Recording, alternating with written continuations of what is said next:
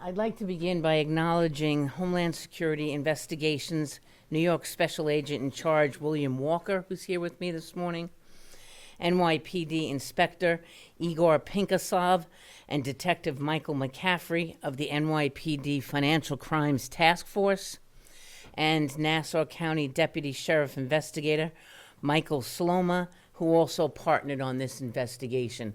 Thank you all for being here this morning. This was a joint investigation that was very successful. We're here today to announce the indictment of Parmbir Singh.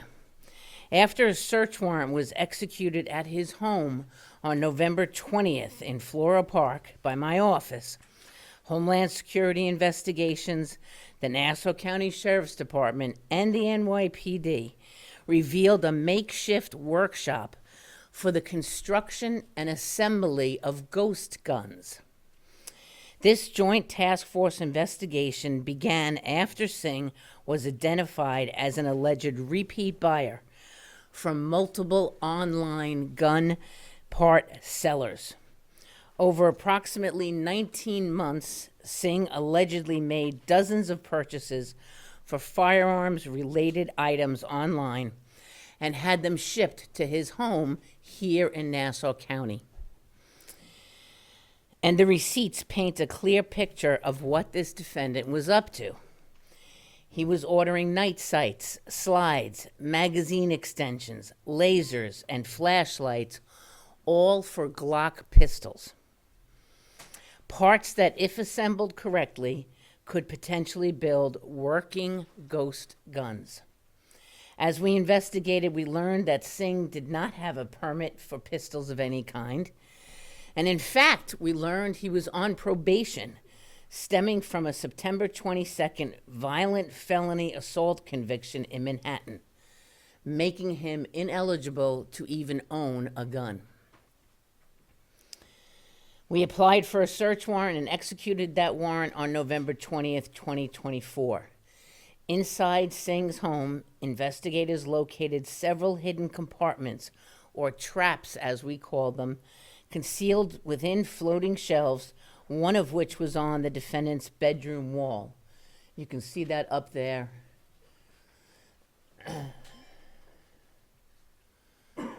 So that would, if you can imagine, close up and look like a shelf. And if you wanted to open it, then you would open it, and that's where the guns were located.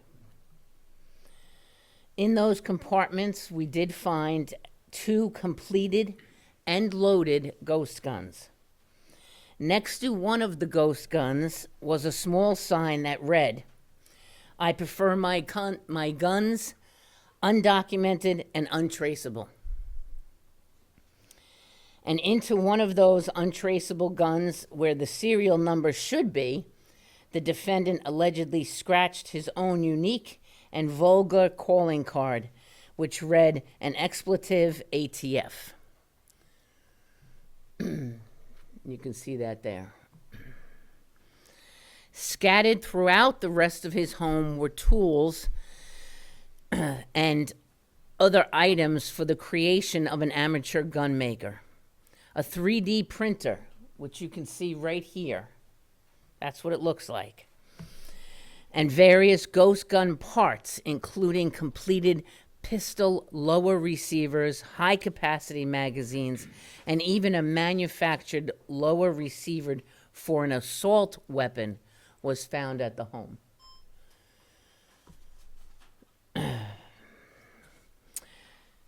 But this defendant wasn't only manufacturing ghost guns. He was also attempting to enhance them and their ability to destroy. One of the ghost guns that was operable that we recovered from his home functioned as what we call a binary, meaning that for every trigger pull, 2 bullets would be discharged. More rounds fired in less time. More devastation caused.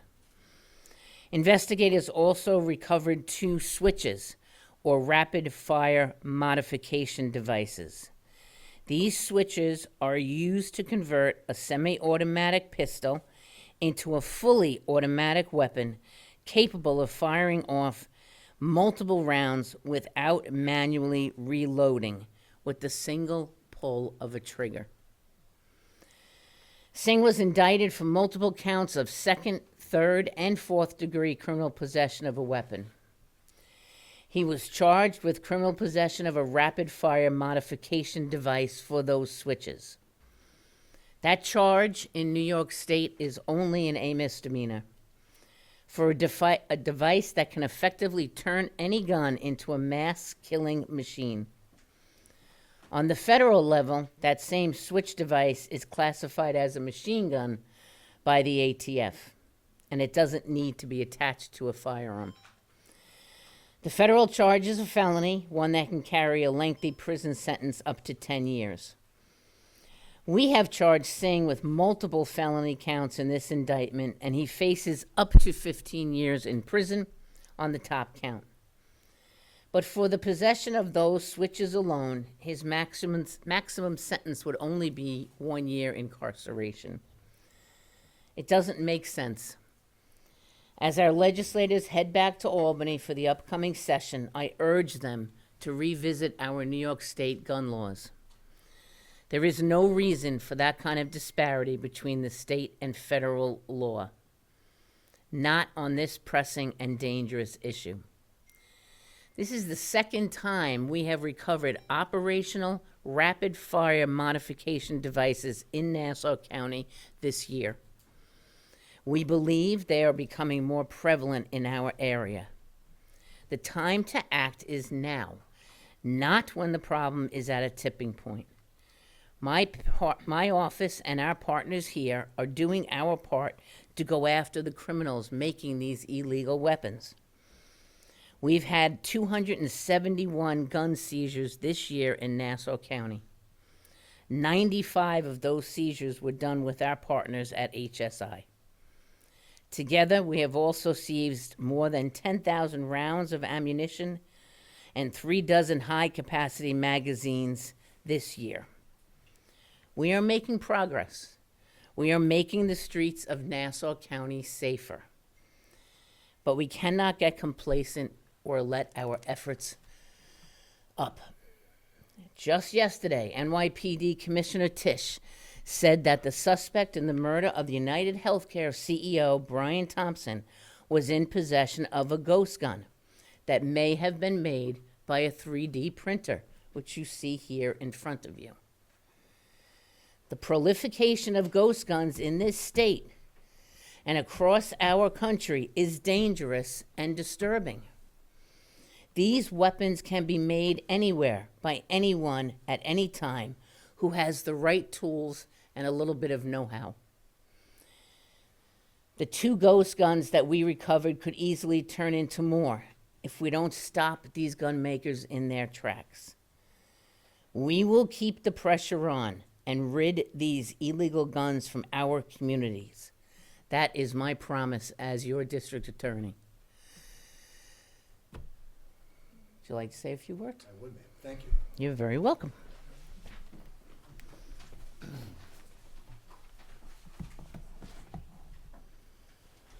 Thank you, ma'am. Good morning. So my name is William Walker, and I'm the Special Agent in charge for Homeland Security Investigations, or HSI, for the New York Field Office. Thank you for the opportunity to be here today and to provide a few brief remarks about how HSI New York is working hard with our partners to try to keep our communities safe. For decades, HSI's El Dorado Money Laundering Task Force, based in New York City, has reshaped the way law enforcement fights crime. The task force combines over 100 federal, state, and local highly experienced investigators under one roof for one purpose, and that's to safeguard America's financial systems from bad actors who are looking to impede national security and public safety. The task force's economic crimes group, who has worked so hard on the case you've heard about today with our partners, has continued to transform the way financial crimes are investigated with agility and flexibility, and with the know-how and the understanding that one size simply does not fit all in this America that we live in. Rather, the El Dorado Task Force focuses on the financial aspects of almost every type of crime we investigate to address the most pressing and urgent threats that impede the safety of our communities. Using this model, the task force recently turned its sights onto one of the most pressing dangers that faces the New York metropolitan area, which is the scourge and the proliferation of illegally possessed firearms. Comprised of members of HSI, the NYPD, the Nassau County Sheriff's Office, our economic crimes group spent the past several months targeting some of the region's most egregious firearms traffickers. Investigators traced the flow of illegal firearms and difficult to trace ghost gun parts through cyber financial analysis. And the team was able to unmask previously unidentified gun purchasers and traffickers, ultimately removing both the guns and the individuals, many of whom were convicted felons, from our communities before they could do more harm.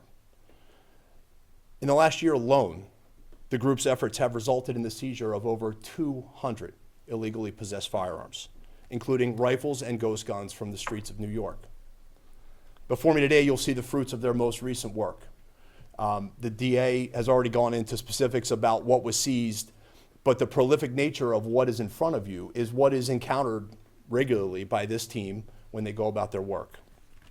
Not only does it bring great personal threat to them personally as they enter a home of a convicted felon that is in possession of these items, but the danger of that is outweighed by the fact that we're taking these dangerous guns off the street. The task force's methods may be complex and far-reaching, but their goal is simple: protect the public from the harm that occurs when prohibited persons procure and traffic illegal firearms. Our partner standing next to me from the Nassau DA's office, the NYPD, and the Nassau Sheriff's Department have been instrumental in this fight. And so I think what the community and the public should know is money, finances, and e-commerce continue to be an inevitable part of the digital world. But make no mistake, as criminals seek to exploit the very aspects of the digital world that brings ease to consumers, so too will the El Dorado Task Force as we try to tackle these crimes head on. And we could not do it without our partners, and the partners that work together in this case deserve our gratitude and our thanks for a job well done. Thank you. Inspector? Good morning. Good morning, everyone. My name is Igor Pinkasov, Inspector of the New York City Police Department. I oversee the Financial Crime Task Force. I want to say thank you to Nassau County DA's office, Sheriff's Office, and our federal partners. Today's press conference shows strong collaboration between all the law enforcement agencies and our prosecuting agencies, that we will not stop when it comes to gun violence and those that are making illegal ghost guns. Way too often we see these weapons cause harm to innocent people and innocent children in our community. Thank you. Thank you, Inspector. Anyone have any questions? Yeah, Donnelly, we were wondering if someone there could explain to us why not all ghost guns are illegal and not all firearms are required to have a serial number. Well, all ghost guns are illegal. There is no legal ghost gun that can be out there. A serial number is not put on a ghost gun because that's just the bottom line of what's made. Is there any evidence that this individual is selling any of these firearms, or what was his plan to just possess them? Well, that part of our investigation is ongoing. We only recovered the two that you see here, but the number of parts and other things that he was buying would lead us to believe that there were probably more guns. So we're still investigating whether he was selling them, giving them out, what was he doing with them. So do you think he was planning also some kind of a mass killing or something because it was double fire and all this other kind of stuff, or was there anything that indicated he was planning something? There was nothing that we took from the house that indicated he was planning anything, but I think the mere possession of something that can cause such harm leads me to worry. Do you think that he was planning to sell a lot of these things that he was putting together? I would think the sale of these guns would make him quite a profit. Did he have a job, or what was his... I'm not even sure we know that. No job that we're aware of. We noticed that that he was a graduate of Stony Brook, 4-year student, and what was the other, and he played football in high school and other things. Do you know what led him on this path? I do not. Because he was a prolific buyer of parts, it came to our attention that he was, through the financial task force, the federal financial task force, that he was buying all of these parts for guns. And that led us to begin a deeper investigation into him. How easy is it to make one of these? Very. Very. Right? I mean, that's the only It's word still I can preliminary say. investigation, but we still have his electronics, so we're trying to determine based on the search warrants and the information that's recovered from his electronics, how far this case is gonna go. That's why a lot of your questions cannot be answered. Probably far-fetched, but any connection between this and the arrest yesterday in Pennsylvania of the ghost gun that was seized there? I don't see any connection at this point. It's just that the fact that these ghost guns are being made all across the state, and they're untraceable, and they're violent, and they're being used in crimes that we can't catch people at. How much typically do they get for a weapon like this, and how do they market them? Okay. It could be over $1,000 for a gun that has no traceable serial number on it. Do you have a number of the crimes that are committed around using those guns? Is that available? We can get that to you, sure. No problem. See, my confusion is, because my desk, and possibly your desk, I'm not sure, they sent us something that says some ghost guns are not illegal. That's what the confusion is. Is it only in New York State, or they're illegal everywhere? Okay. As far as, I can't speak for every state in the United States, but in New York State, they are illegal. You cannot own or possess a ghost gun. Can you tell us about, you mentioned the amount of guns been seized this year so far. What percentage of that are ghost guns? And the other question I have is, tell us about the challenge with, for the authorities, just like Parmbir was able to buy stuff online and put guns together. Is that something that anybody can actually do? And what is the law doing to protect, Well, that's the problem, is that anyone can go online and buy parts to put a gun together. We are trying to get laws in place that say, you shouldn't and you can't do that, but they're not in place yet. And do you know how many of the guns confiscated so far this Well, year? we can get it to you. All right. Thank you, everybody. We're talking about the NYPD, the case that he had previously. The previous case, we'll get that to you, why Yeah. he's out Yeah, I on can probation. get details. That We'll was get that a- information that he pled out to a charge of assault, and we'll get that information to you. Apparently, that was a violent felony assault, a bar fight, where he stabbed a bouncer. Oh, that's good. And were you saying that the NYPD, were they saying yesterday in terms of the CEO alleged shooter, that the silencer was also a 3D The 3D printing? printer could make anything you want. Can you So- come to the microphone to say that? I'm sorry. Yes, please. Morning again, I'm sorry. The 3D printer could make anything you want. So you just, you put it together and you press start. It's like one of those cooking machines at home. And you set it and forget it, and then it prints everything for you. Even a silencer? Yes. When you talk about the charges, I'm sorry, when you talk about the charges that he has, you talk about the years that he could be in jail before, but there's something that it's not, it's not gonna be something here in New York State because of the laws. No, he's facing a maximum of 15 years in prison. What I was saying was that one of the things that he possessed, the automatic switch, is only a misdemeanor in New York. Federally, it's a federal offense carrying 10 years, whereas in New York, it only carries 1 year. But he is facing 15 years in New York State right now for the possession of what you see here in front of you. Thank you, everybody.